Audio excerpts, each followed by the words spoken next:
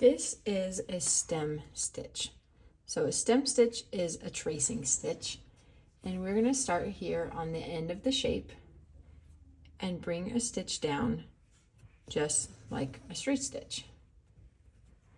Now, before you pull it all the way tight like this, let's actually grab the needle, we'll loosen it up and start the next stitch in the center of that first stitch.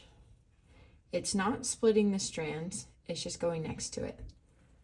Then we'll come back down here and do the same thing, but this time we're going to bring the thread up right here at the base of the last stitch. So this is kind of a mix between a continual stitch and a regular tracing stitch.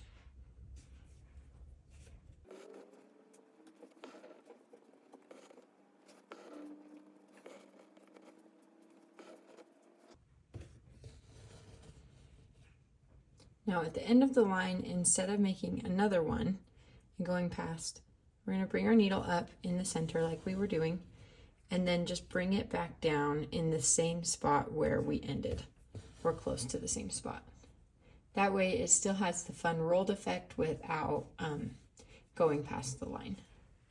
Now if you're going to do a stem stitch on a curved shape, here's how to do it. So just like before, starting, and we're going to do our stitch in the center, but we want to keep our the first stitch on the outside edge of the curve. So I'm going to bring my needle up right here, and we're going to keep that next stitch on the outside. So I'm pulling it this way instead of pulling it this way when I come down.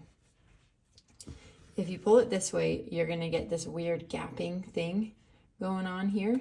But if you kind of use this to tuck the thread up above, it keeps it smooth.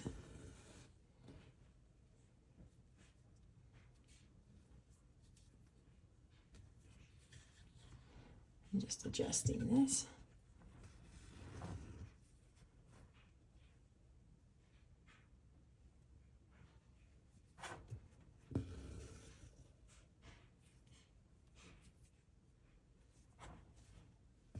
Now we're switching gears here, and the curve's going the opposite direction.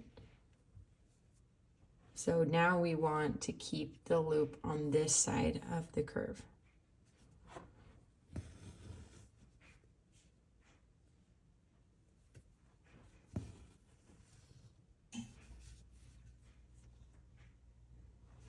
So when you are holding this in your hand, I have my 3 fingers underneath, and I'm pinching the hoop between these 2 fingers.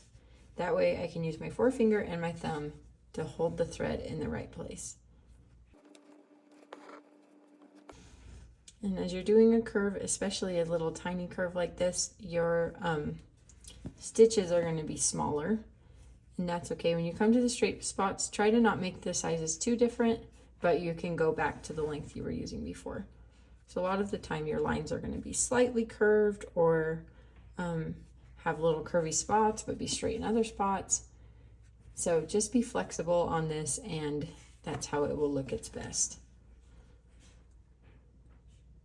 And then I'm bringing my needle up again and tucking it down so that it keeps that rolled effect throughout. Now if we're filling in a shape, again, we want to keep the loop of the thread out here on the outside edge all the way around. I think I said filling in a shape. If we're tracing a shape that's connected to itself, like the circle, then this is how we do it.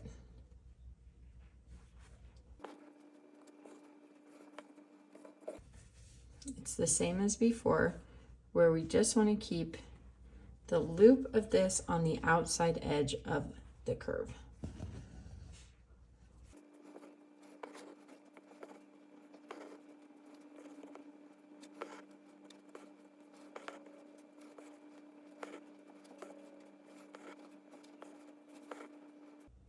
Now here on the end, it's kind of tricky sometimes to make sure that this stitch length stays the same. So I'm going to go to where I would go if it wasn't connected. And it should be right in the middle of the 2 stitches here. So my thread is coming in right through the center or close to the center.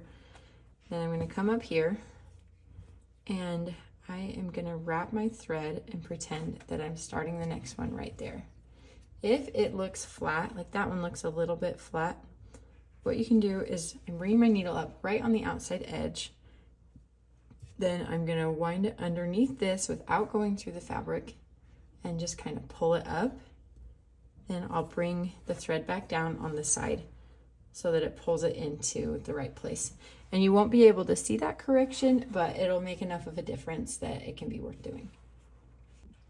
Then one more thing I wanted to add on the stem stitch is how to do a harsh corner. So start this like you normally would. It doesn't matter as much on the straight lines if you do where the loop is, like what side the loop is. Just do whatever is more comfortable for you to stitch.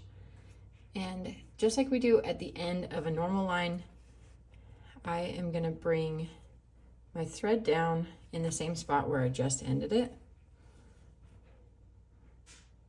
And then I'm going to just basically restart and come up through here. And it's important that you bring this stitch to the side instead of starting in the same hole, or you're just going to unwind your last stitch. So kind of like we do in a back stitch, but you won't keep doing that through the rest of the shape.